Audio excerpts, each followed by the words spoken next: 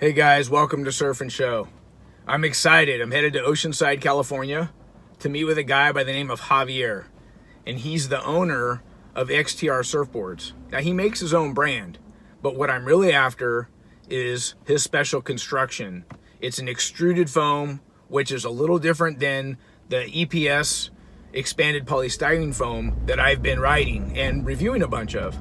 Now I have ridden a board from him before. The board was incredible. It was a Channel Island sampler, which that's a great small wave board.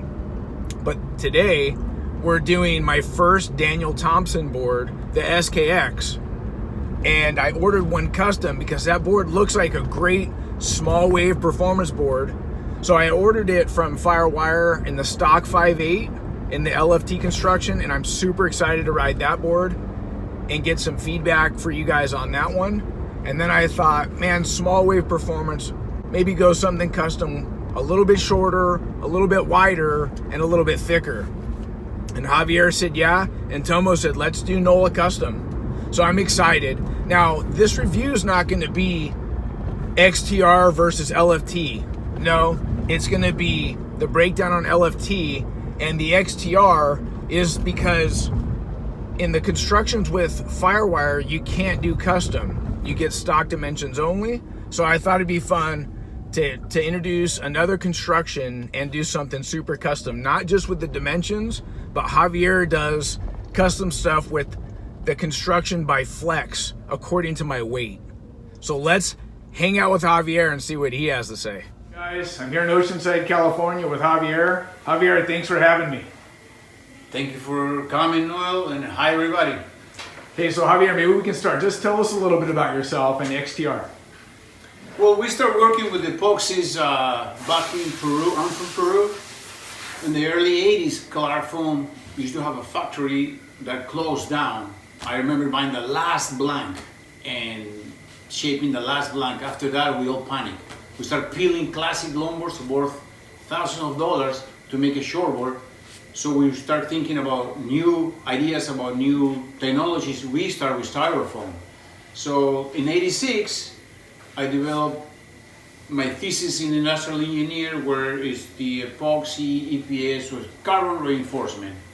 And that was in the early days, 1986. Then I moved here 30 years ago. We found the foam that is extruded, and it's a lot better than EPS, is more durable, and we developed that here in this location, working for almost 30 years now with XTR. Javier, can you show me the difference between an EPS foam and the extruded foam? Yeah, that's a very good question. Almost everybody using EPS, they call the words epoxies. EPS is this, for example, it's a 2-pound EPS. There's 1.5 and 1 pound. This one is styrofoam. It's called EPS because the process is called expanded polystyrene. Expanded polystyrene. So you can see there's little balls. They're all together, and it's easy to shape. It's available everywhere and pretty light. But you still can get water when you have a ding. It gets in between the balls, in between the cells in here. Extruded foam is different. This one, it's a lot harder to shape. It's solid. It's one piece. There's no little balls. You can't dent it. It's made with an extrusion. The machine to make this is about 200 feet long. It's not that cheap. It's not available everywhere. It's really, really expensive, but the board will last a lot longer. It won't absorb water. So you showed us the EPS foam and the XTR foam. What I saw in the EPS was it looked like it had open pores, and the XTR looked smooth, and it had no open pores. Is that right? Yeah, that's correct. I mean, the EPS is lighter, but the XTR, it's solid. So you don't need a lot of fiberglass. You don't need to protect the core. It's really strong. It's closed cell, 100%. You can surf with open dings. Like we have this board here, which is a demo board that we did. There's no glass here. Only this is a piece of tape and carbon here to protect the boxes, but this is foam. So basically no wax, no fiberglass, and you can see here. So this is our demo. We put this board for people to try, just to show that it doesn't absorb water, and there's nothing like this. So you can have open things. So what do you mean? What do you mean they can try? You go surfing with that board? Yes, we actually have the Cardiff Camp Shred for people to try, and we learn that we don't need wax, and basically you can weight it before and after. It's the same weight, there's no water, so people can try this and realize, yeah, there's no water absorption. So Javier, tell me, are you doing a lot of other major brands too? Yeah, basically, if a customer wants a board, a custom, and he wants with XTR, how it works is they put an order online, we get the order, and we go to the shaper after we cut the blank, and it kind of looks like this on the machine. The shaper, it could be Matt Biolos, Picel, either Channel Island or Tom, they shape the board. We just cut them, they shape, and then we get it back, and we glass, and we do all the shipping. You know, in this case, this board that is for Noah, we customize it beyond the shape, which is the flex. So this has a flex specific for smaller waves and for his for Noah's weight. We don't do one carbon, we do custom carbons according to each individual surfer on any brand. So we can do a Picels, we can do Channel Islands, Tomos, Roberts. Still, the shaper will shape the board. We just connecting all the dots for each customer. So Javier, this Lost board looks pretty sick. I noticed that it has different color on the deck. Tell me about this one. Yeah, so to make it easier for customers to differentiate, we made a color code. So this specific one with the red Kevlar and the carbon has a high density blue stringer in the middle, and it's for guys between 165 to 185.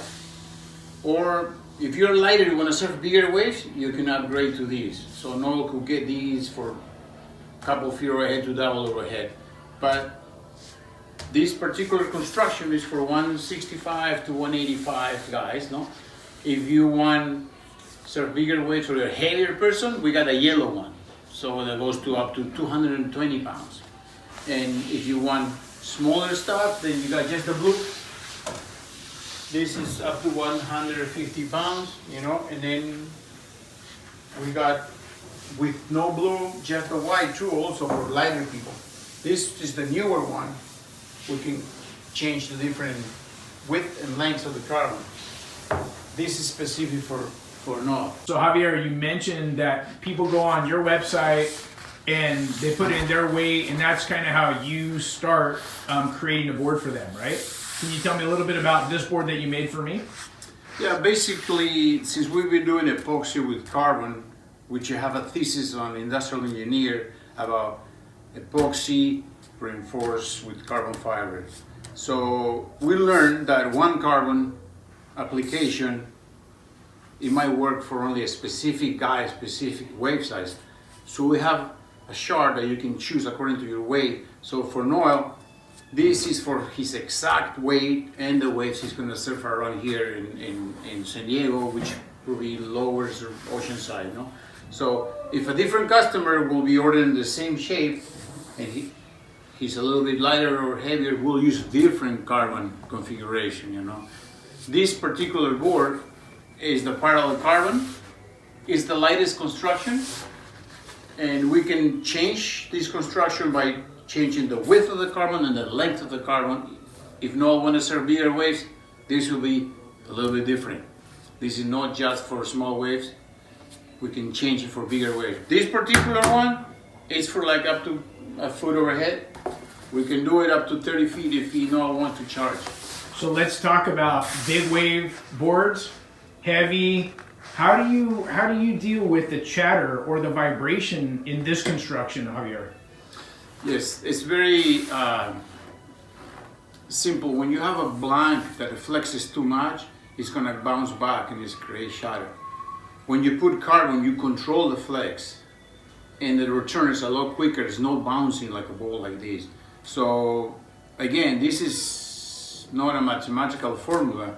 It's the experience that we put in the years. We ruined a lot of boards, we made a lot of mistakes, and then we finally nailed it to which ways we want carbon. We did the board for Peter Mel for Mavericks. He was extremely happy, and then we have to make a new batch for a lot of the surfer with the same construction. So, and it has a tiny little stringer. It was just a flex for big waves. So Javier, tell me about the XTR foam and construction with delaminating. Does the glass pull away from the foam? Tell me about that. Yeah, I mean, our company has been doing extruded foam, which we call it XTR. The technical name is XPS. It will eventually resist to a certain temperature. EPS, PU, they all have a temperature limit. Every foam is around 190, 180 degrees. The extruded foam without our patent technology is limited to 150 maybe. So we have this patent where we have this heat process that we put these little vents in here. You can see because of the carbon, but also here and here you won't see because there's no carbon. So this allows the degassing, and the degassing it's only in the extruded, and it actually helps for the delamination 100%. We have a warranty with our new Blank XTR 8.0 series. There's no delaminations. Now these patents is a 15-year process and lots of money, but it solves the problem 100%. If it's EPS, the delamination it's not so much subject unless you're going on the plane. In between each little ball, each cell, there's air. If you glass on the ocean level and you go on the plane, it could blister also, and that's something that people solve with putting one vent in here because EPS is connected to the whole board. Extruded, no, you have to locate it. That's why we do this.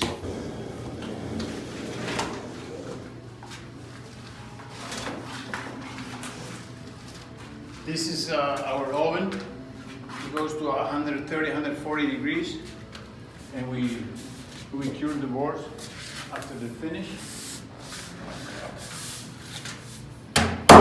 So epoxy only cures with heat. You cannot wait 2, 3 weeks, 4 weeks. You probably have to wait 3 to 4 months. Needs heat. It's different than polyester resin. So any epoxy work for any part made for cars or whatever, it needs heat to be cured. So these ones are ready to serve. You don't wait a day. You just get the board, thing in the water. Now, are you talking about the epoxy resin, or are you talking about the foam resin combo? The resin. If you look at this board right here, it has a wet resin. Mm-hmm.